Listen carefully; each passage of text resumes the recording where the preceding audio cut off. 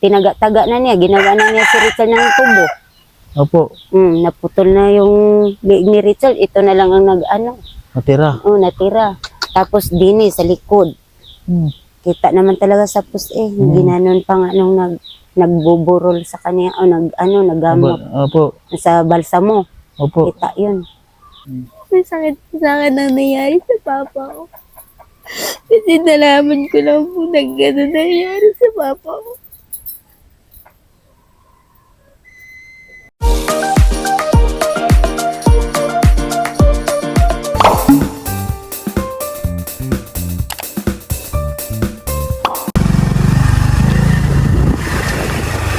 Dadala po kami ng bigas sa mga tinutulungan po namin. 2 sakong bigas po. Ito, ilog. Buhat po namin yung bigas, gawa po ng meron pong ilog dyan, no. Mabasa po, nakamotor lang po kami mga kabayan. Ito sa kabila. Ano sa pa doon? Yan.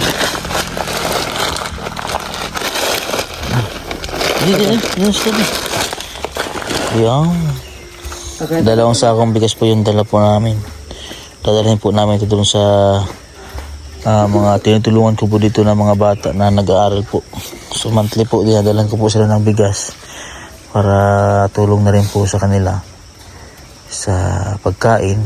Tapos pag may mga kailangan sa school, pag may mga bayaran o mga project, so, kasi pa naman po sila, elementary at saka grade 8. Si Esperanza po ay grade 8 na. Tapos si Laika ay grade 6 po. Tapos yung mga kapatid niya. Noong nakaraan po, pagpunta ko dito, si Esperanza po ay binilang ko po siya ng mga kailangan sa school kasi wala na mga sapatos, mga uniform at mga gamit sa school. Yan. So monthly po nagbibigay po sa kanya ng bigas sa kanilang dalawa. Yan po si bodyguard Yan po ang kasama po ko dito pag nagmi-mission po kami. Siya po ang kasama ko dito. Pero yung pamilya po niyan, tinutulungan ko rin po. Dadalang ko po rin po monthly ng bigas. So katulong-tulong ko po siya sa pagtutulong dito sa Luzon. So tara. Medyo malaya pa po yung aming papagdalaan. Ito, lagay. Diyan muna. Ayusin natin. So maliit lang po yung aming motor. Dito lang po namin pinapatong. So balang araw, pagkawaan ng Panginoon Diyos, tayo ay makabili din ng sarili nating sasakyan na papagdala ng mga tulong sa ating mga kababayan. Sige, tara. Ito. Magandang tanghali po sa inyo lahat mga kababayan. Sa ngayon po ay pupuntahan natin si Esperanza. O isa po sa eskulat po natin dito na tinutulungan mag-aral sa Luzon, sa Batangas po. At yun nga po at nagulat po ako dahil yung nangyari po sa kanyang papa na si Kuya Richard. Yung post po ay nakita ko po yun sa Facebook. Hindi ko naman po alam na siya po pala yun. Yung nangyari po na nabalita po sa TV na yung na taga po sa tubuhan. So hindi ko alam na siya po pala yun na kasi hindi naman po nag-chat sa akin si Esperanza, yung batang tinutulungan po natin. Na nagulat po ako dahil yung pagdala po natin bigas ay siya po pala yung mga kabayan yung nataga po sa tubuhan. So tara po mga kabayan, puntahan po natin dito. Doon, yung bigas. Doon na ilagay, dito. Saan po ilagay ito? Nay, dito po. Yan na. Hanggang mo ito. Uwi ko dyan. Palagay ako dito. Kamusta na baga? Ano ba ang nangyari? Yan po ang bahay nila. Ha? Ano talaga? Anong nangyari na isa kay Kuya Richard? Inano siya. Ngayon po ay galing po akong Davao, Nay. Galing po ako sa Davao. Pero nakita ko po yung post na yun. Sakto po yung Martes po ata nangyari dahil Monday po ako Pizza Tris. Monday po kami nakauwi, Pizza 2. Ay nung atres, kinabukasan, nakita ko po yung post na meron nga dito sa Barangay Taktak, Balayan, Batangas. ay mayroong pinagtataga sa tubuhan. Hindi ko naman po Siya yun. napansin kasi ang barangay niya po dito ay barangay Tuwe, barangay Dilaw. Ay bandang barangay Taktak. Taktak na to siya. Mm. Ang pagitan ilog, Dilaw. Itong lugar niyo na po ito po ay ano na, Taktak na. Taktak na. Oo. Akala ko sako po ito ng Dilaw. Hindi. Ang taktak na to ang Dilaw. Doon, Dilaw yan ang ilog dyan. Mm-mm. Pagitan niya. Mm-mm. Ito sa taktak ito. Naristro lang si Richard sa Dilaw. Dilaw. Mm. So ito pala ay sako po ito ng Taktak. Taktak na. Mm. So dito po mismo talaga sa kanilang lugar. So nagulat po ako dahil siya po pala yon. Hindi ko naman po kung saan nag-scroll lang po doon, nakita ko lang, hindi ko naman po binasa yung kung sino po yun kasi marami naman pong Richard eh. Kaninang umaga ay pumunta kami dito, wala kayo, pumunta na kayo sa bayan. Mm. Tapos bumalik na lang kami, dala kami ng bigas. At yun, pagkwentuhan ko po yun si ate, yun po pala ang... Tinulak ng asawa niya. Tinulak niya sa tubuhan si Richard. Mm-mm. Tapos, sinasakyan niya. Tinaga-taga na niya. Ginawa na niya si Richard ng tubo. Opo, Naputol na yung liig ni Richard. Ito na lang ang natira. natira. Tapos dini sa likod. Mm.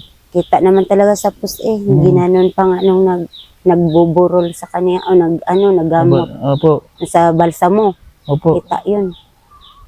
Yung nakatayo doon sa tubuhan nagpicture sa Richard si Consial Randy yun. Opo. Tapos mga pulis na. Matagal po ba matagal po na rescue? At tagal talaga, hindi naman doon. Pagdating doon sa hospital, wala na siya. Pinalabas na. Hindi na nabuhay eh. Kahit anuhin pa namin paggawa, hindi na mabuhay. Hindi ko nga alam ang pangyayari kung hindi si Kuya Rabon nagsasabi doon sa amo. Kaya doon ako sa amo noon. Doon ka sa... Amo ko sa Kabus Adim at saka sa Kamadam. Kay ang usapan namin, ako mamasukan doon sa bahay nila. Si Richard magapak din. Ano po oras nangyari yun? Mga alas 10. Alas 10 ng Oo, umaga? alas 10 ng umaga. Kasi ako, alas 10 ako nag-almusal sa Kamadam eh. Mm. Alas 10. So, Hindi ako nakatapos kumain noon. ano po ang sa palagay niyo po ano po yung dahilan bakit gano'n yung nangyari? Sabi Ang nagbiro pagkasabi lang mo, daw biro. yun sa mga kulay puti at saka kulay itim. Yun. Yun lang ang biruan. Yun lang Baka yun. naman po sila po ay meron na talaga silang alitan. Hindi lang namin alam kung may mga sikreto ba. Kasi kung dahil doon naman siguro lang sa puti at kulay, dahil sa Puti at itim. hindi naman po siguro sa ganun. Baka po ay hindi natin alam kung sila po ay inuman o baka sila ay... Hindi naman nakainom. Yung Hindi, walang inuman. ibig sabihin ko po ay yung mga Sayote. nakaraan na mga Oo. nangyari tapos yung isa nagkim-kim lang, Oo, nagdibdib lang siya, tapos naipon. Hindi ko lang alam. Kaya parang hindi naman nagluluto. Di rin ni si Richard ng gulay. Kumakain naman yun si Dante. Kaya nga hindi namin alam yan kung bakit kaya sabi daw nung isa, mabait daw ang itim kasi mamimigay, hindi Opo. madamot. Ang kulay puti daw, madamot. Madamot daw ang kulay puti. Ay puti silang dalawa naman ang natamaan nun. Opo. Kay itim si Richard, puti si Dante. Oh. Hindi siguro ni Dante yun na pero natawa yun si Richard nang Opo. nagsasalita ng ganun. Kay biro lang yun eh. So lang hindi niya alam na pikon ang isa. Napikon na yun. Ang bilis po nung ito po bilis. sila mga kabayan ay isa sa aking tinutulungan po dito sa Batangas ay paano po yan ngayon dahil itong si Esperanza at yung isang anak niya ay may pangarap po yan. Gusto makapag-aral, gusto makapagtapos po sa pag-aaral.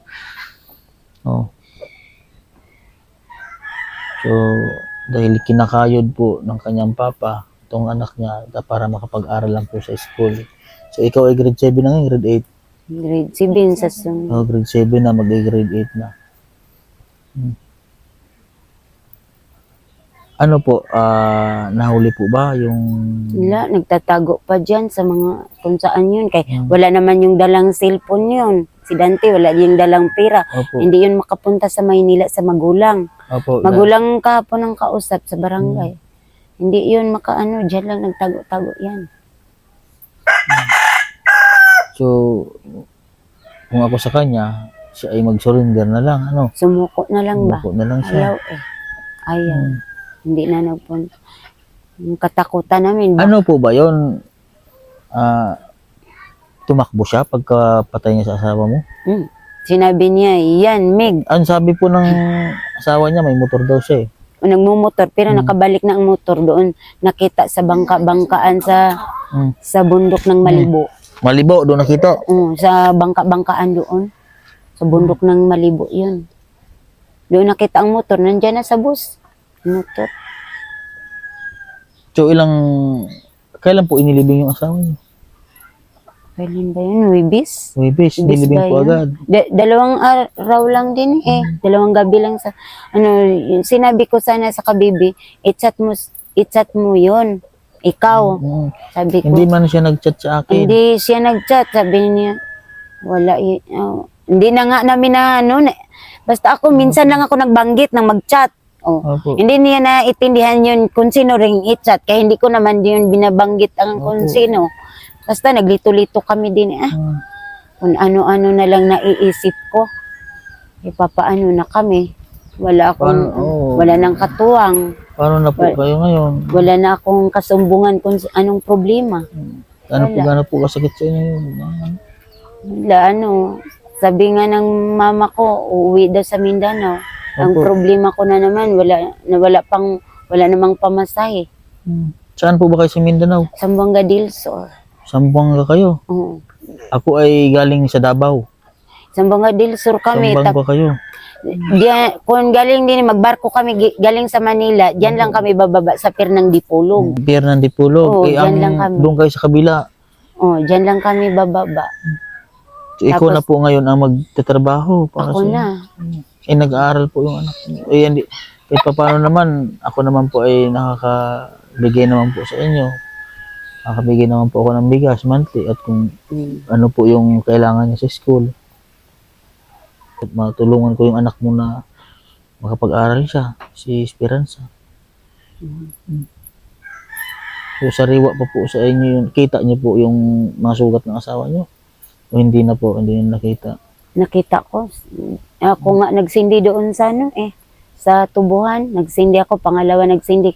Siyang-yang ng Pero po, bilas ko. nung pangyari po na yun ay, di ba, siya po ay nataga doon. Kayo po ba ay nakapunta agad doon? Nakita niyo doon o nasugod na sa Hindi, hospital? doon na sa hospital na kami nagkita. Kaya doon na kami naghabol ni madam at saka ni boss. Doon na po. Si Mia nag-iiyak yan. Kaya sinabi niya, nasa lubong namin din sa ilog. Opo. Kaya kami dinidadaan sana Bumalik na lang kami ganun. Kaya doon na si Richard sa hospital. Pinuntahan namin doon. Wala na talaga. Doon na siya sa Sabi ni Inday Mian, kanina, nung nasalubong kami doon sa ilog. Opo. Si Kuya Richard Bus, parang hindi na mabuhay. Kasi si Dante, tinadtad ni Dante. Hindi naman namin alam kung anong simula nila. Kay ako nagsabi sana magapak ako. Ayaw talaga ni Richard. Ayan. Di ngayon, sabi ni madam, kung gusto ko ba daw magtabas ng tubo, magapak. Kung sabi ko, hindi na lang ma'am, kasi ayaw nga nung asawa ko. Tapos ngayon pa kaya wala na siya. Hindi na rin ako. Paano po yung mga utang na naiwan? Ano pong sabi niyo, Busing? Hindi na lang nila singilin. Hindi na lang po lang. Hindi na. Basta ako magpasok lang sa kanila para lang sa mga pangbaon ng bata. Mapatapusin daw talaga si Bibi pag-aral. Kay kami, sabi niya kung halimbawa lang magpunta doon sa Mindanao, Opo. pwede naman kami babalik din Opo, sabi sa inyo. Makabalik kami din Kasi sabi ko, ma'am, pero hindi naman madali-dali mag-uwi doon. Patapusin ko muna ng sabi niya, basta hindi mo hibalayan ng bata. Kung pumunta ka babalik sa amin, balik ka. ang bata dalhin mo. Ano po ba si Kuya Richard? Muslim po? O Ilonggo yun. Ilonggo? Mm. Ilonggo gali si Kuya Richard. Ilonggo. Hindi kababayan pa ng mama ko. Ilonggo yun. Pag ang Ilonggo, pag na ano, Biro, palabiro yun. palabiro yung Ilonggo, ano. Kaso lang pag yung hindi siguro kabisado, kaya Pero mahirap nagtaka ko, imposible hindi kabisado ni Dante, tagal na sila magsama. Nagsama pa sa kalulubo Pero- sa Kalumbuyan. Pero ramdam ko po yun, baka mayroon na po silang talagang alitan kung sa ano, nagkainitan na po sila. Hindi lang namin Oo, napansin. kasi hindi naman po sila magkakaganon kung wala talaga silang nagkaanuhan sa isa't isa, nagkainitan. Kahit hinamo nung isa. Kung ganun, kasi mahirap yung ganun, maghamunan, tapos ganyan, mag-asaran, tapos siyempre yung isa, maghanap lang ng Nasakta time. na pala. Nasakta na. Mm. So, ngayon, on process, hinahanap pa po yung, Nahanapan ng polis. para po sa ano po mga kabayan, yung nakapatay po sa kanyang asawa, kay Richard, ay kapitbahay lang po dito din, kapitbahay lang. Kaano-ano niyo yung nakapatay sa asawa, kaibigan lang, kasamahan lang. Kaibigan lang. Kasamahan lang. Mm. Yung asawa ni Dante, tita yan ng bilas ko. Tita ng Bilas. Paano yan yung si papa mo ay, ano na? Saan ka nangyari yun? Sa school po. Sino nagsundo sa'yo? Mambong. May sakit po sa akin ang nangyari sa papa ko. Kasi nalaman ko lang po na gano'n nangyari sa papa ko.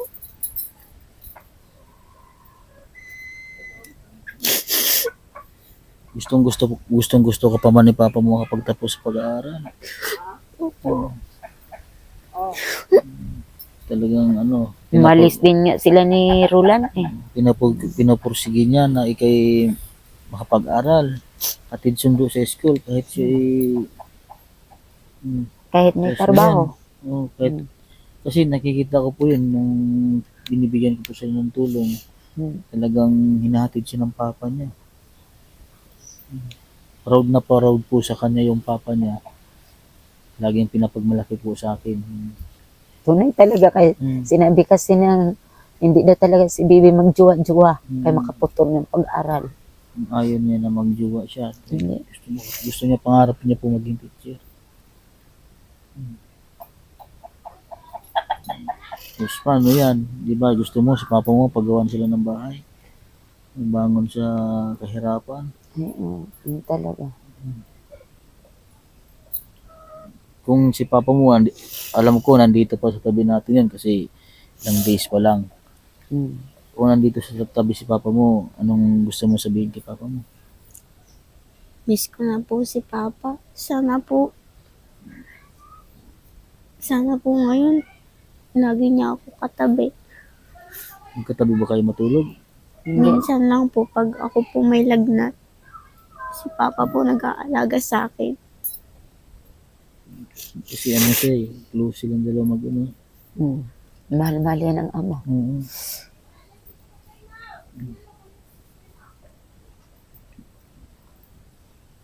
Tatlo na lang kayo. Kami na lang tatlo din eh. Huwag kang mag-alala. Tutulong ako sa pag-aaral mo. Kung ano man, basta mag-chat ka lang sa akin. Kung ano yung matutulong ko para sa'yo. Dito lang ako. Basta kung kaya ko na mabigay sa'yo yung tulong sa pag-aaral mo, tutulong ako sa'yo. Ha?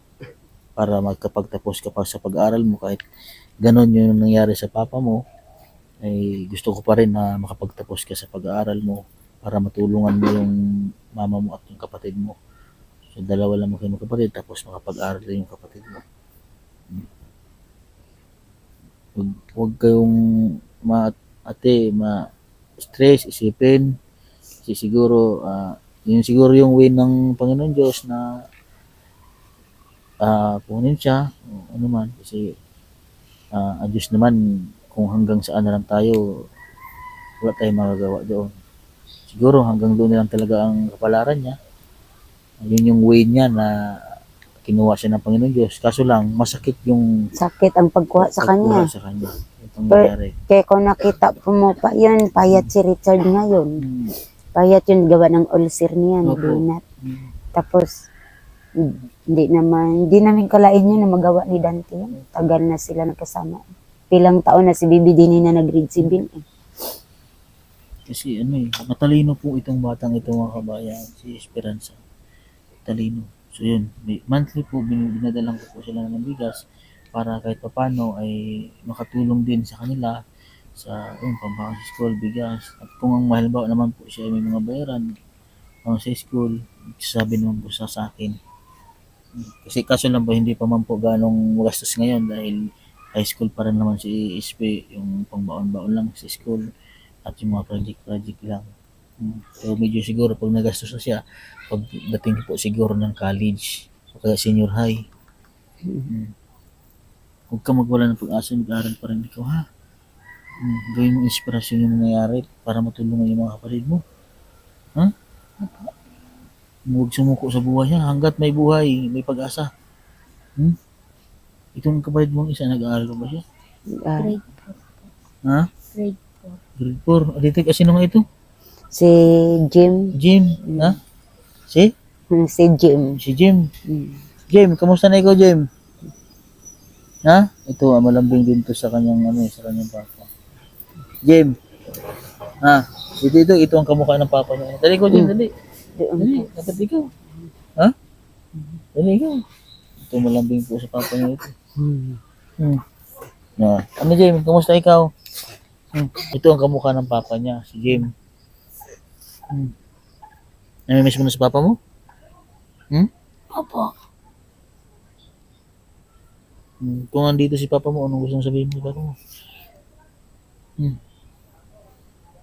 Jim, nakita mo ba si papa mo? Yung nangyari? Ha? Saan po siya at yung nangyari?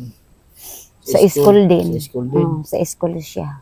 Saan mo nalaman yung gano'n nangyari kay papa mo? Bigla na lang sila. May nagsabi sa'yo sa school? May pumunta sa'yo sa school? Wala po. May Kung nagsabi. andito si papa mo, anong gusto mo sabihin kay papa mo? Jim. Masakit pa po sa kanya yung nangyari sa papa. Hindi talaga matanggap pa. Aral ikaw mabuti ha? Ano ang gusto mo paglaki? Kung nakapag-aral ka? Pulis po. Ayan, gusto mo na maging pulis. Gusto niya akala ko dati kay bumbero. Pulis mo na ang gusto ngayon. Opo. Aral ikaw mabuti ha para maging pulis. Andiyan naman si ate mo. Sakto yan. Pag ikaw ay... Anong grade mo na ngayon? Grade 4 po. Grade 4. Aral ikaw mabuti ha. Sakto yan si ate mo. Pag college mo, kung makapagtapos si ate mo sa pag-aaral ng maging teacher na siya, matutulungan ka na rin sa pag-aaral. Ha? Kasi yung pag-aaral naman, ang pag-elementary, hindi pa naman gaano yung magastos. So, pag may kailangan kasi sa school, mga gamit, ako na lang ang bibili ng mga gamit mo sa school, pati mga bag. Ha?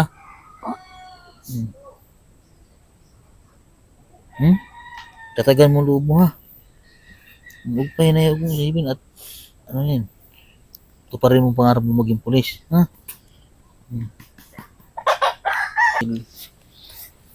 Gano'n na nga yung bungad sa akin na nangyari sa kanilang papa. Ba't hindi ikaw nag-chat sa akin? Bago na po ulit yung account kayo. Nasira po yung cellphone ko. Bago na ulit ang account mo. Hindi wala kang cellphone ngayon. Wala. Ang cellphone niya ni papa niya eh. Yung gamit mo cellphone ngayon ay cellphone ni papa mo.